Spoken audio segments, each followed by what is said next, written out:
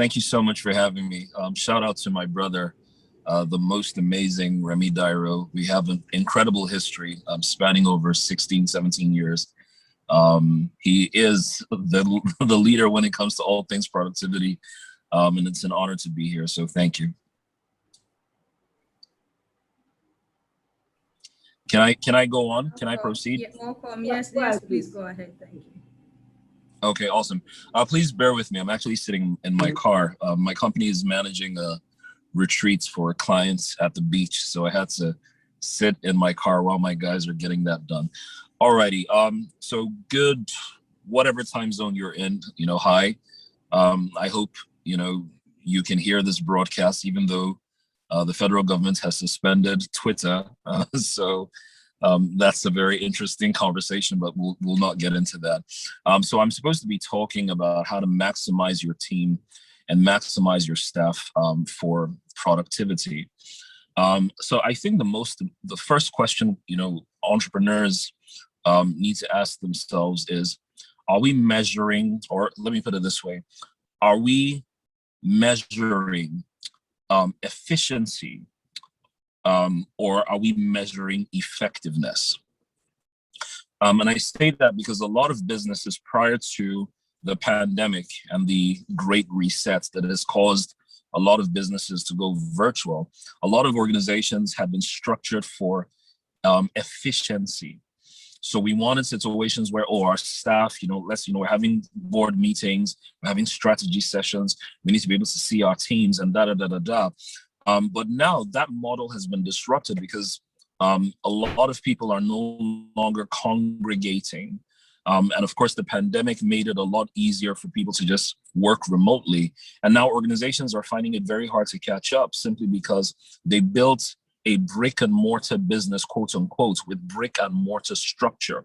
So the structure is struggling simply because people are no longer limited to a physical environment. So the question now is it efficiency or is it effectiveness, right? Because they're not the same thing. Let me use a metaphor. So I'll use football as a metaphor.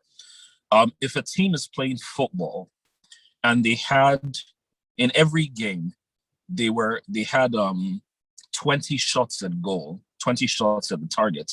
They are efficient because in every game, they will consistently get the same or pretty much high numbers of shots on target. They are efficient.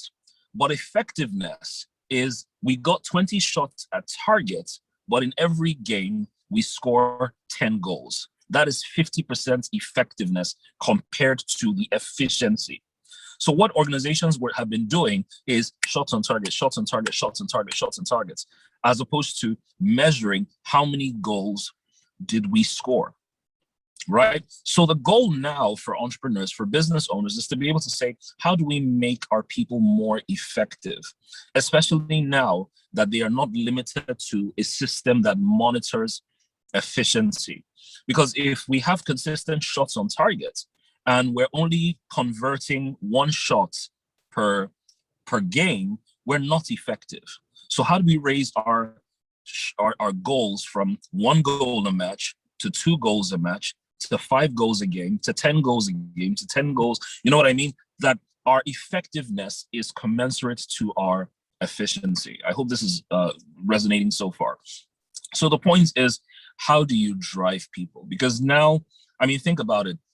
Most of us are concerned about our businesses simply because for a lot of us on this call, perhaps, we are restricted to the same country, for example. So we're all in the same time zone.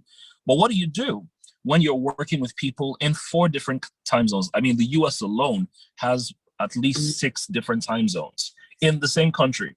Well, this one, we're in Nigeria. We all are in the same time zone. So there's a level of effectiveness that is required when you even now scale your business beyond where people are working, waking up in different time zones, and you still need to be able to get them to get the job done. So what do you do where, for example, you're saying, everybody must resume at 9 as organizations. So 9 a.m., everybody resumes. But somebody who's in Japan, and Japan is 7 hours ahead of Nigeria, hypothetically, Do you get what I'm saying? When you guys are waking up at 9 a.m., that person is in evening, for example, in Japan. Is that when the guy is going to resume work? No, you've got to consider effectiveness.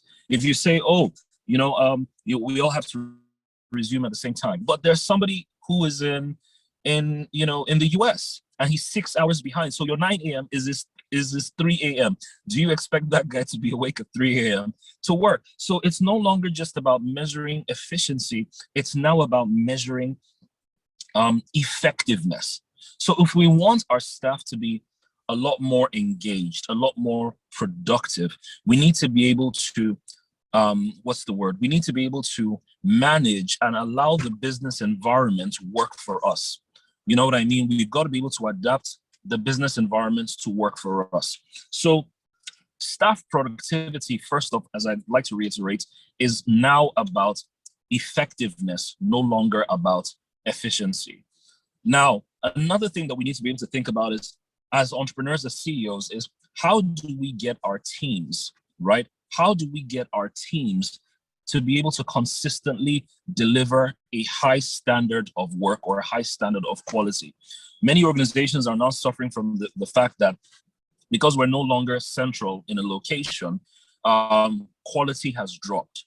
So maybe it's in terms of how, things where, we needed to get something done, or this person can do it, this person can do it. But then now people are working remotely. So you call somebody and say, oh, please, I need this proposal done, or we need to send in this RFP. And the person says, I'm picking up my daughter from school, so I can't do that right now.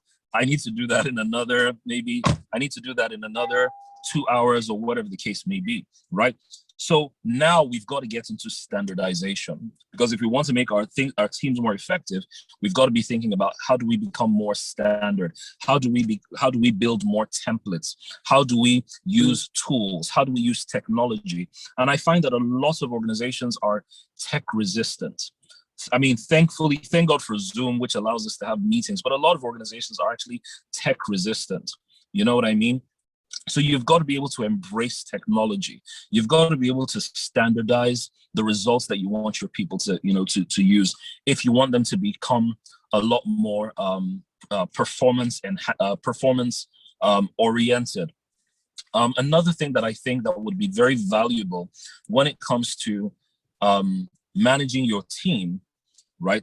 When it comes to being able to manage your team, is things like having accountability. You know what I mean? You need to be able to give people more responsibility and then make them a lot more accountable. I think, my wife is very fantastic when it comes to business structure. And one of the things that she says all the time is that a business that requires your full-time presence will die in your absence. Let me say that again. A business that requires your full-time presence will die in your absence. So now organizations are finding out that, oh my goodness, that, we need to be present. But now, right, the real test of your structure is not in the full-time presence of your staff or your team. It's being able to make sure that the team is running, even though, so to speak, even though it seems everybody is absent. So let me say that again. A business that requires your full-time presence will die in your absence. Okay, so we've got to be able to start embracing tech. We've got to be able to start embracing, because this really is the test of your structure. Because a lot of businesses, I find, have invested in their people, which is not bad, but they have not invested in their structure. So a lot of us perhaps maybe might fall into the category of, hypothetically, one-man businesses, and that's not a bad thing. It's just risky for your business. So we fall in the category of one-man businesses, where solopreneurs, or even we're entrepreneurs with a solopreneur mentality. And so what's really happening now is that entrepreneurs are recognizing that we have now invested so much in our people, but when our best people leave, we have to start all over again. So what is your process flow? So this is my suggestion. Don't invest in your people. Sounds counterintuitive. Train your people, but invest in your structure. Let me say that again. Train your people. Thank you, Felicity. Train your people, train your staff, but invest in your structure. What happens is we invest so much in our people, and they become so good at what they do because we've invested in them. And now automatically, all of a sudden, that person that you have invested all your resources, you thought that person will be your successor, all of a sudden gets a word from God, quote unquote, and says, oh, God says, I need to leave and start my business. And automatically they become your competition. Why? They have learned everything from your business. And now, unfortunately, because if you train a carpenter, the carpenter is going to become a carpenter. If you have an apprentice who is a vulcanizer, one day he's going to open his own vulcanizer shop. You can't control him leaving. You can't control him staying. What you can control is how do we make sure that even if our best people leave, this system can continue to run. That's the difference between small businesses, most in generally, and even institutions. So many of us are running organizations. We're not running institutions. And the difference between organizations and institutions most times is in their structure that is replicable, right, to provide the same results. Let me give you an example. Let me still use football as a metaphor. So all the great football teams hire the best talent. So they hire the football players. They Cristiano Ronaldo, and Ronaldo comes into Real Madrid, for example, and he's guaranteed, because he's one of the best players in the world, he is guaranteed. But the club recognizes that one day Ronaldo is going to leave. Therefore, what must we do? They now have a system called a training academy, where people who have the talents but may not yet be Ronaldo, right? They have a structure to replicate Ronaldo's. You know what I mean? So that if Ronaldo goes, there's still some other people who can still run in the system. So Ronaldo he's a fantastic player, but the team still has a structure to bringing the best kind of talent. I don't know if you understand, what I'm saying and where I'm coming from. Sorry, hold on a second, guys. Okay, very good. So it's all about being able to build a system that can replicate the results. Now, I've said it before, don't invest in your staff, and it's not a bad thing. What I mean is train your staff, but invest in your structure, right? Unfortunately, many entrepreneurs have built their businesses on the back of their best staff. And then one day the best staff leaves, and all of a sudden the business has to start again.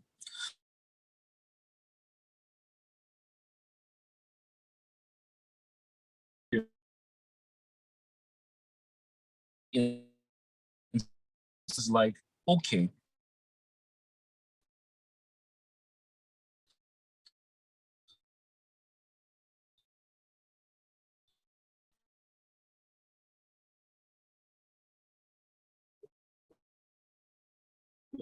how do we,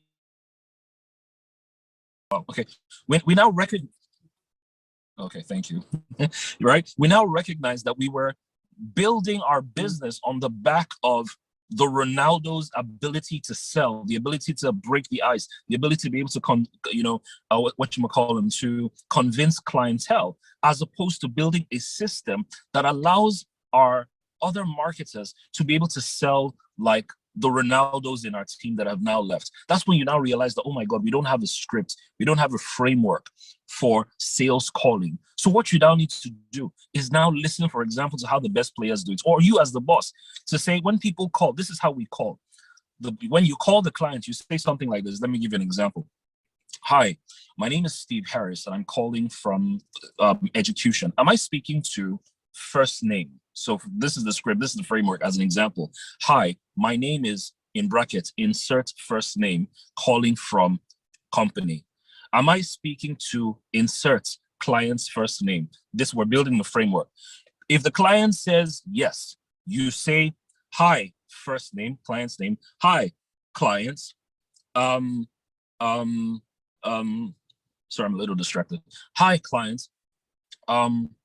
Is this a good time to talk, right? Or can I get a moment? Let me use this. Hi, clients. Can I get a moment of your time? If the client says yes, you continue. If the client says no, you ask, oh, I'm sorry to hear that. Take 5 minutes more. I'm sorry to hear that. When would be a good time to call you back? Client says, Tuesday, 4 p.m. Then insert. That is a framework. If the client says, yes, it's a good time to talk, then you can say something like, thank you very much. I only want to ask you 3 questions. May I go on? Client says yes. Question number 1, this. Question number 2, this. Question number 3, this. That is a framework. So that when you now hire a new person into the role, the person is working with your framework as opposed to be ad-libbing and just saying whatever they want to say. Why are frameworks important? I'll say this as my last statement because my time is up. Why is it important to have frameworks? Let me still use football as a metaphor. So, for example, if you don't have frameworks, what's going to happen is people will play anyhow they want as long as they get the results. So, for example, you can hire somebody into your company as a marketer, and using football as a metaphor, the guy will say, oh, you know what? My preferred playing style is to hide behind the goalkeeper just as he's about to, kick the ball into the field of play. So I would prefer to hide behind him, even though it's offside. I would prefer to hide behind him so that just as he's about to kick the ball, I can just push him and then take the ball and then score a goal. Have we scored a goal? Yes. But does that system of play fit into our framework, into our tactical football playing style?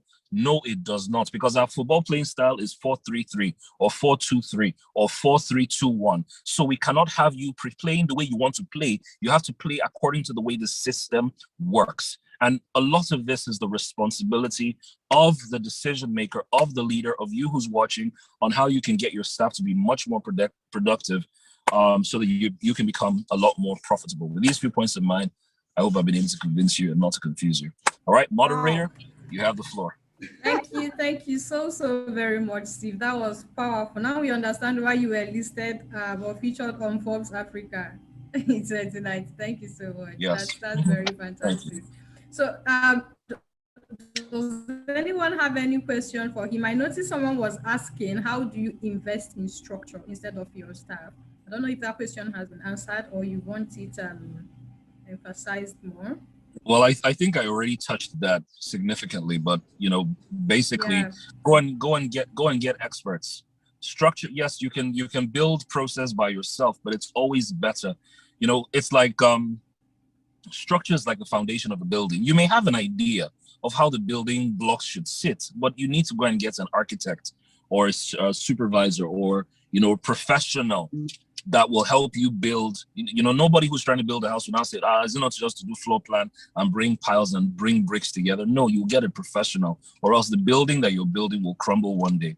You know what I mean? So a lot of businesses invest in the aesthetics. We invest in the painting of the house. We invest in the decor of the house. But structure, the foundation, is where a lot of the money goes into, or a lot of money should go into, because that's what's going to keep your house standing. It's not glamorous. Structure is not beautiful. Structure is not sexy. Nobody appreciates your structure when they see your house. They don't say, oh, wow, what beautiful structure you have. What a beautiful foundation. What beautiful piles. It's invisible, but that's what's holding the house together. Your structure is like your skeleton. When somebody sees, like the moderator, she's got very beautiful hair. Oh, fine hair, lovely glasses, nice skin, nice this. They will compliment all the amazing things about her, but nobody will say, oh, your skeleton is so fantastic. That's exactly what structure is. It's invisible, but it's what's holding your business together. And you got to get professionals to do that. Thank you so very much. So one more question, right? At the beginning, you mentioned that because you have your staff at different places, probably using different timing, right? Sometimes they don't get to be available to do a certain work. So the next thing is the boss does is to delegate, right? Yeah. So the thing is, during delegation, if there is no one else capable to take up the role as soon as possible, does that mean one has to train 2 different people for the same kind of role? That is in investing your staff now, so that when this person is not available, another person takes that role. Or is that more expensive in running an organization?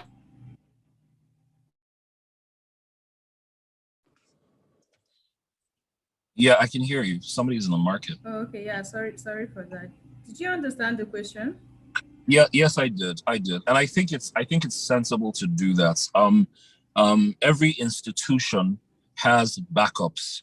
You know what I mean? They have understudies. Even in footballs, let me still use football as a metaphor. Every player, every role has a backup player. So for every Ronaldo who's a striker, they've got somebody else who is not as great as Ronaldo, but can fit into the position when Ronaldo is tired or injured. Every bank has a backup. So in case the head of or the person in charge of marketing is not available, there's somebody else who can shift into that role. So I do believe that the least you should have is succession one level deep.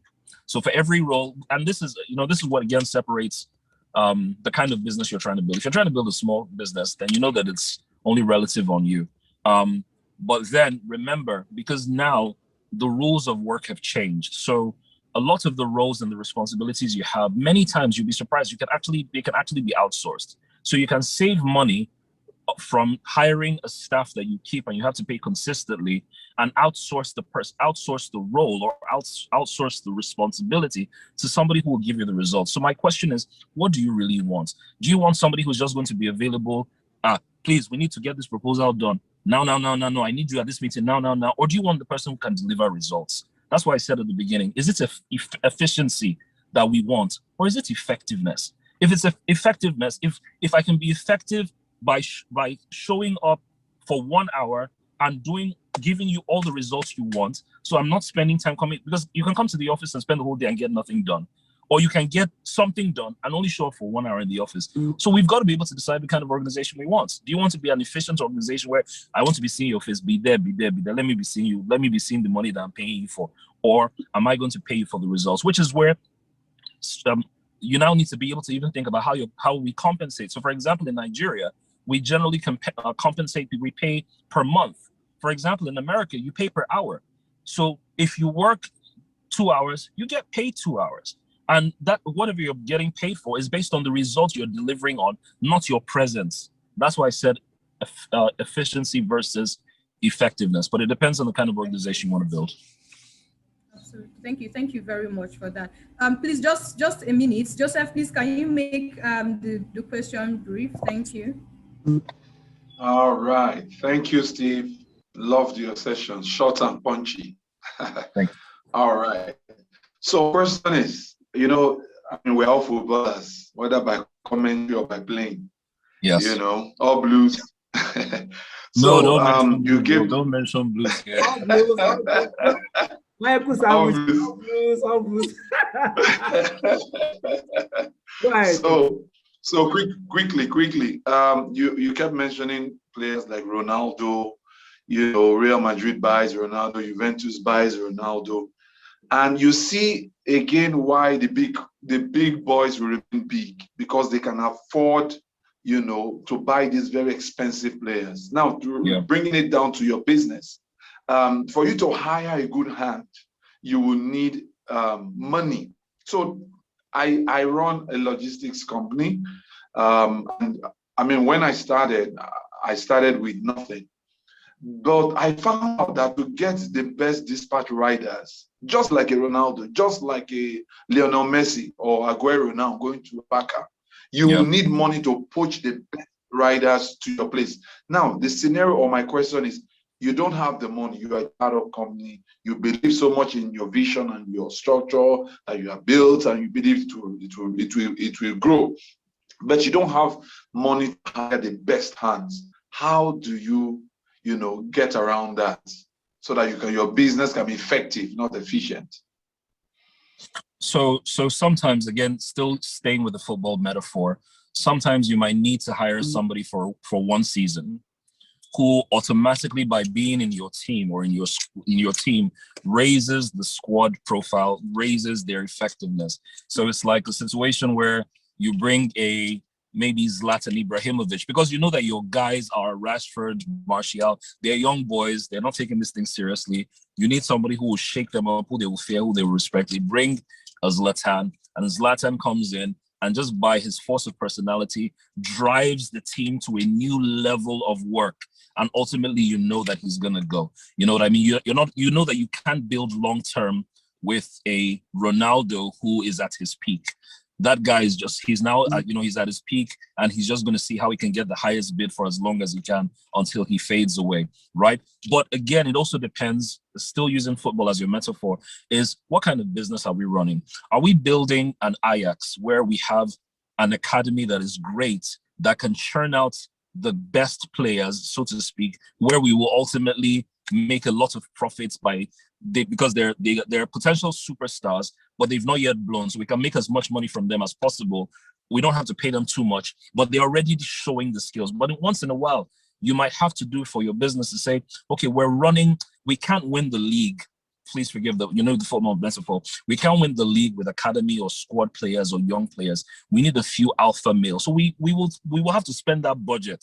We know we can't keep them, but when they come into the squad, whether it's for 1 season or 2 seasons, what are the results we want from them? So now you need to use those Ronaldos or Zlatans or Messis to now be effective in mentoring. So you're now telling them, when you come into the squad, I need you to help them score goals. So I need you to show us how you close. I need you to show us how you do this. I need you to go into I need them to come into meetings with you, right? So that when you are closing and you're pitching, they don't see Rashford as your boy. They see him as an associate. He's one of your associates, but also Rashford gets the opportunity to talk. So show us how it's done. But unfortunately, I find many organizations hire Ronaldos and then leave Ronaldo to be the superstar with no expectation. Just come and be scoring goals for us. Come and score the goals for us. But don't mentor the kids. Don't build the trajectory. Don't show us the system. Don't give us the framework. Just come and score goals for us. And after they've scored goals, another person is going to hire them. So my point is, we've got to institutionalize mentoring, training, succession, closing, frameworks. How do you do it? When Ronaldo comes in, you need to be able to collect his database contact. He needs to introduce Rashford and Martial to his contact list so that when Ronaldo goes, Rashford can step up. But these are the things that most organizations don't do. So we just hire Ronaldo as a mercenary to come and score goals for us. When he's tired of playing for us and he gets a better offer, he leaves. I hope this helps a little bit. Thank you so much, Steve. This is looking like a football discussion. No, but we use that. Absolutely, it drives the point home. Absolutely.